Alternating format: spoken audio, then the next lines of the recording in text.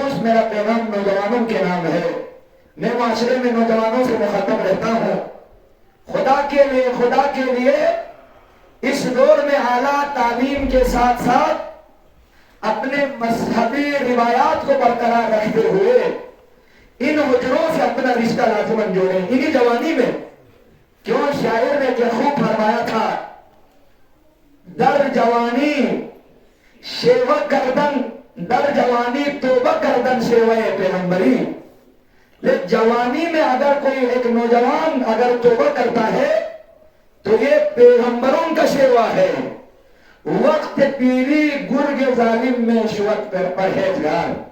وہ کیا لکھتے ہیں، خوبصورت یہ لکھتے ہیں، اکثر نوجوانوں کے ذہن میں یہ خام خیالی رہتی ہے ہم اگر بوڑھا ہو جائے، ریٹائرمنٹ ہو جائے، آخری لمحات میں ہم نے اعتکاف کرنا ہے، ریاضت کرنا ہے، عمل کرنا ہے. خدا کے لیے سنہرا وقت اپنے ہاتھ سے کھونے نہ دیں. آپ کو کیا پتا ہے کل آپ کو نصیب ہے کہ نہیں. کل نفس ذائقۃ الموت، موت ہمارے پیچھے پیچھے بھاگ رہی ہے، پتہ نہیں کس جگہ پہ موت آئے گی. تو خدا کے لیے مسلک حقہ کے نوجوانوں، آپ اپنی بزرگان دین کی تعلیمات اٹھا کر پڑھیں. ہمارے بزرگان دین نے انہی جوانی میں توبے کو اپنا شیوا بنایا اور یہ شیوہ پیغمبری ہے. اور جوانی میں انہوں نے ریاضت کی. تو اس وقت میں بارہا کہتا ہوں ہم خوش قسمت ہیں، یہ میدان سجائے ہیں، تزکیہ کے اصول ہیں. اور میں الحمدللہ بارہا سٹیج پر کہہ چکا ہوں، چیلنج کے ساتھ کہہ چکا ہوں، ریاضت حجرہ اعتکاف کے ساتھ ساتھ الحمدللہ ان ریاضات کو پروان چڑھانے والے وہ کامل اولیاء و مرشدین بھی ہمارے درمیان موجود ہیں. تو خدا کے لیے ان حجروں سے اپنا رشتہ جوڑنے کے ساتھ ساتھ ان اولیاء کی بھی صحبت اختیار کریں. اولیاء کی صحبت کے بغیر کوئی کامل نہیں ہوتا. اقبال نے کیا خوب فرمایا تھا، پیر رومی خاک را اکسیر کر، از غبارم جلوہا تعمیر کر. میں اقبال کو اگر کسی نے بنایا ہے، مجھے کامل کسی نے بنایا ہے، تو یہ ہمارے اذہان کو اولیاء سے جوڑتے ہوئے وہ فرماتے ہیں جب تک میں نے اپنا رشتہ مولانا روم سے نہیں جوڑا، پیر رومی سے نہ جوڑا، میں اقبال نہیں بنا. میں تو ایک خواب تھا. مجھے اگر اقبال کسی نے بنایا ہے تو مولانا روم نے بنایا ہے. وہ اپنے مرشد کی وہ بیان کرتے ہیں. لیکن ہم خوش قسمت ہیں الحمدللہ، ہمارے زندہ اولیاء، زندہ مرشدین، وہ کاملین جو قرآن اور فقہ کے اصولوں کے عین مطابق شرائط پر اترنے والے اولیاء ہمارے درمیان ہیں. ہم مبالغہ ادائی کرنے والوں میں سے نہیں ہیں. جو حقیقت ہے اپنی تعلیمات کی روشنی میں نوجوانوں کے اذہان میں ڈالنا ہے ہمارا فریضہ ہے. تو خدا کے لیے تزکیہ کے مواقع ہمیں موجود ہیں. ان کی صحبت کے ساتھ ساتھ حجرہ اعتکاف میں آ کر اپنی روحانی بالندگی کے وہ تمام عوامل بھی تلاش کریں. اور دور پرفتن میں بالخصوص اعلیٰ سے اعلیٰ تعلیم بھی آپ حاصل کریں گے تو انشاءاللہ اللہ رب العزت بان عروج عطا فرمائے گا. بزرگان دین کے میں سے ایک ولی کی ایک خوبصورت بات شیئر کر کے میں اسی پر اجازت چاہوں گا. وہ فرماتے ہیں اگر کسی نوجوان نے، اگر کسی خاتون نے، ایک تو یہ ریاضت ہمیں ملا ہوا ہے، اس پر کامل عمل کرنا ہے، اپنے آپ کو کچھ بنانا ہے، تو 4 چیزوں کو ذہن میں رکھیں. یہ نوجوان کو یہ نوٹ کریں. وہ فرماتے ہیں تزکیہ مرشد کی حضوری میں ہوتی ہے، لیکن اس کے لیے بھی ضروری ہے وہ طلب، وہ چنگاری آپ کے اندر موجود ہونا ضروری ہے. جستجو آپ کے اندر ہونا چاہیے. جستجو ہو تو کیا نہیں ملتا، بات تو شدت طلب کی ہے. وہ طلب اگر آپ کے اندر موجود ہو، وہ لگن، وہ مجاہدہ کے جو جدوجہد کے عوامل اگر آپ کے اندر موجود ہو تو اللہ آپ کو ترقی عطا فرمائے گا. اس کے لیے 4 چیزیں ضروری ہیں. کیا ہے؟ مشارطہ، مراقبہ، محاسبہ اور مواخذہ. آج سے لکھ لیں.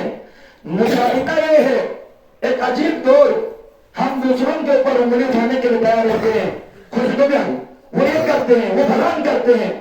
لیکن ضروری اگر آپ نے اپنی من عرف نفس ہو، اپنے عرف نفس کو اگر پہچاننا ہے، مولانا نے فرمایا نا من عرف نفسہ فقد عرف ربہ، جو اپنے نفس کو پہچان لیتا ہے وہ اللہ کی ذات کو پہچان لیتا ہے. تو اپنے نفس کو پہچاننے کے لیے دوسروں کے اوپر انگلی اٹھانا بند کریں، بلکہ مشارکہ آپ کے جسم کے اندر ایک اور جسم ہے، اس جسم سے آپ شرط لگائیں. مثال، آج بستر پر جانے کے بعد اکثر نوجوانوں سے جب ملتا ہوں تو ان کی شکایت رہتی ہے، واہ صبح کی نماز پڑھنا چاہتا ہوں، حجرہ اعتکاف میں آنا چاہتا ہوں، لیکن ہمیں موقع ہی نہیں ملتا، نصیب ہی نہیں ہوتی. اب اس نصیب کو بنانے کے لیے یہ چیز نوٹ کریں، صبح کی نماز بھی مل جائے گی. مشارکہ شرط اپنے نفس سے آپ نے شرط لگانا ہے. مثال، رات کو بستر پر جانے کے بعد کل 24 گھنٹہ 5 وقت کی نماز باجماعت پڑھوں گا، میں اس کو ترک نہیں کروں گا. اپنے آپ سے شرط لگائیں. جو گناہیں مجھ سے روزانہ سرزد ہو جاتی ہے، آج کے بعد میں گناہوں کو نہیں کروں گا، گناہیں چھوڑ دوں گا، یہ اپنے آپ سے شرط لگائیں. جھوٹ چغلی کسی کو تنگ نہیں کروں گا، یہ شرط اپنے آپ سے لگائیں. اب شرط لگانے کے بعد مراقبہ. مراقبہ کیا ہے؟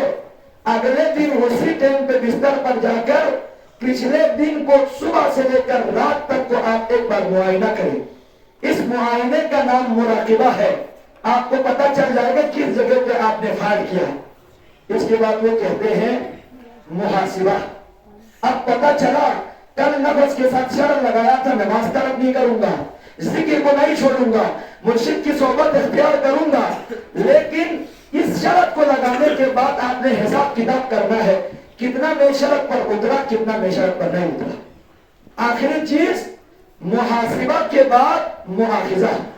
آج کسی بچے کو سکول میں آپ بھیجتے ہیں، اگلے دن وہ نہ جائے، اس کو سزا دے گا، جرمانہ لگائے گا.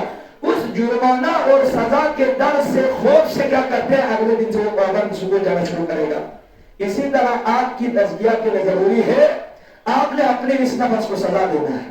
سزا سے مراد آج صبح کی نماز قضا ہوئی، اکثر نوجوان قضا پڑھتے ہیں. صبح کی نماز قضا ہوئی، کیوں میری صبح کی نماز قضا ہوئی؟ 10 سے 20 رکعت نفل آپ سزا کے طور پر آپ پڑھیں. خدا کی قسم تصوف کے بزرگان کہتے ہیں ایک ہفتہ آپ پریکٹیکل یہ کر کے یہ سزا اپنے نفس کو دے کے دیکھیں، انشاءاللہ صبح کی نماز کا پابند بن جائے گا. اسی طرح تزکیہ کے لیے اپنے آپ کو مشقت میں ڈالیں، لوگوں کی باتوں میں نہ آئیں. آج بھی کہتے ہیں واہ تمہارے پڑھنے کا وقت ہے، تمہیں کچھ بننے کا وقت ہے.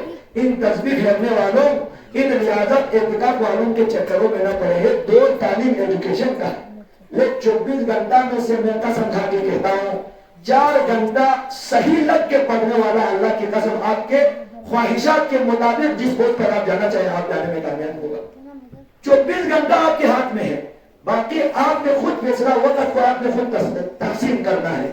الوقت کا سیف ان لم تقطع قطعک.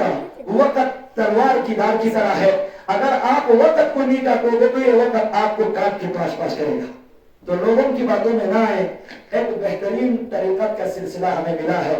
میں ہاتھ جوڑ کے کہتا ہوں خدا کے لیے قدر کرتے ہوئے ان کی صحبت اختیار کریں، حجرہ اعتکاف سے اپنا رشتہ جوڑیں، اور ساتھ ہی ساتھ دنیائی تعلیمات میں بھی کوشش کر کے مسلک کے حقاق کا نام روشن کرنے میں کمیٹی کی دار ادا کریں. برگاہ رب العزت دعا کرتا ہوں پروردگار نائلہ نتیشوں سے یا حقیقت میں مجنسوں سے یا تعلیمات کے صحیح معنوں میں عمل میں توفیق سے دیکھنا اللہ.